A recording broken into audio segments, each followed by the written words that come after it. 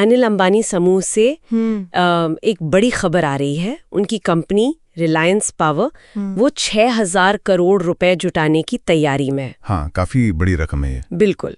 तो सवाल ये उठ रहा है कि क्या ये अनिल अंबानी के लिए एक तरह से वापसी का संकेत है?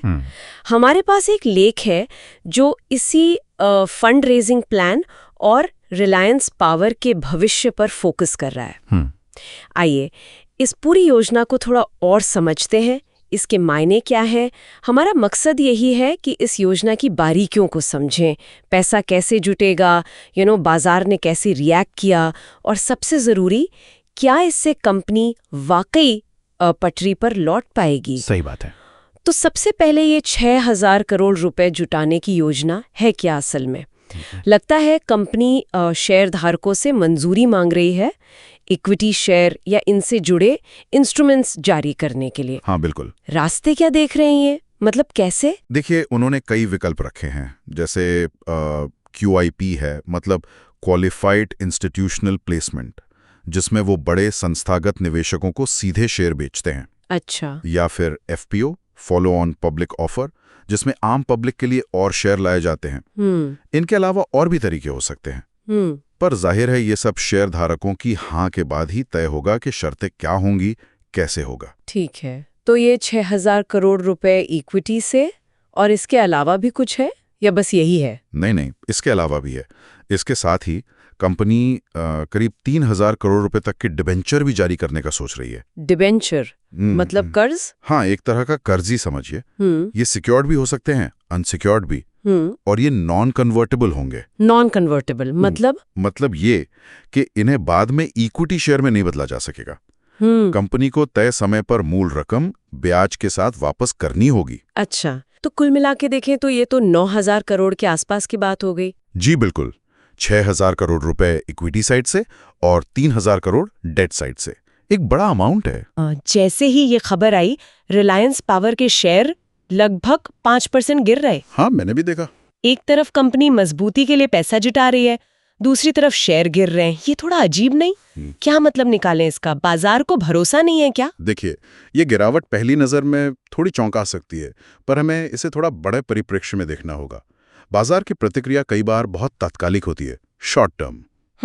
एनालिस्ट्स का मानना है कि शेयर भले ही गिरे हों, लेकिन लंबे समय के लिए ये फंड रेजिंग कंपनी की सेहत सुधारने के लिए एक बहुत जरूरी कदम है। जरूरी क्यों? मतलब क्या दिक्कतें थी पहले? रिलायंस पावर पिछले काफी समय से कर्ज और दूसरी वित्तीय मुश्किलों से जूझ रही थी, तो ये जो पैसा आएगा, इससे उन्हें अपनी देनदारियां चुकाने में मदद मिलेगी, कामकाज बेहतर होगा और शायद भविष्य की ग्रोथ योजनाओं के लिए भी कुछ पूंजी मिलेगी। अच्छा, तो क्या हम ये कह सकते हैं कि ये सिर्फ रिलायंस पावर की कहानी नहीं है, बल्कि शायद अनिल अंबानी समूह को फिर से खड़ा करने की एक बड़ी कोशिश का हिस्सा है? हाँ, इसे उस तरह से भी देखा जा सकता है। ये फंड रेजिंग प्लान कंपनी को निश्चित रूप से एक वित्तीय सहारा देगा, और हाँ, इससे अनिल अंबानी की वापसी की उम्मीदों को भी थोड़ा बल तो मिलता ही है। पैसा तो आ जाएगा, पर असली सवाल तो ये है कि क्या ये कंपनी को चलाने के तरीके में भी कोई बदलाव लाएगा? मतलब सिर्फ पैसा काफी है? नहीं, बिल्कुल नहीं। देखिए, ये सिर्फ पैसे जुटाने से कहीं ज्यादा है। ये कंपनी के लिए एक नई शुरुआत करने का मौका हो सकता है। लेकिन जैसा आपने कहा, चुनौती सिर्फ फंड इकट्ठा करना नहीं है। हाँ। असली परीक्षा इस पैसे का सही इस्तेमाल करने में होगी। कंपनी के कामकाज को सुधारना, निवेशकों का भरोसा वापस जीतना, ये सब बहुत जरूरी होगा। और वो भी तब जब भारत का एनर्जी सेक्टर खुद ही इतनी तेजी से बदल रहा है ना, रिन्यूएबल्स वगैरह। बिल्कुल, रिन्यूएबल एनर्जी पर जोर बढ़ रहा है। तो रिलायंस पावर को न सिर्फ अपना वित्तीय घर ठीक करना होगा, बल्कि इस बदलते हुए बाजार में अपनी जगह भी बनानी होगी, या कहिए फिर से बनानी होगी। मतलब पिछली गलतियों से सबक लेना होगा और भविष्य के लिए एक बहुत ठोस रणनीति चाहिए होगी। सही कहा। संक्षेप में कहें तो रिलायंस पावर अपनी वित्तीय चुनौतियों से निपटने और ग्रोथ की गाड़ी को फिर से धकेलने के लिए बड़ी पूंजी जुटाने की राह पर तो है। 6,000 करोड़ रुपए इक्विटी और 3,000 करोड़ रुपए कर्ज। और ये हमें उस बड़े सवाल पर वापस लाता है, क्या ये भारी भरकम निवेश, ये जो 9,000 करोड़ की बात हो रही है, क्या ये वाकई रिलायंस पावर को वो पुरानी ताकत दिला पाएगा जिसकी उसे तलाश है? क्या कंपनी भारतीय ऊर्जा सेक्टर में फिर से एक अहम खिलाड़ी बन पाएगी? और यहीं पर एक दिलचस्प सवाल और जुड़ता है।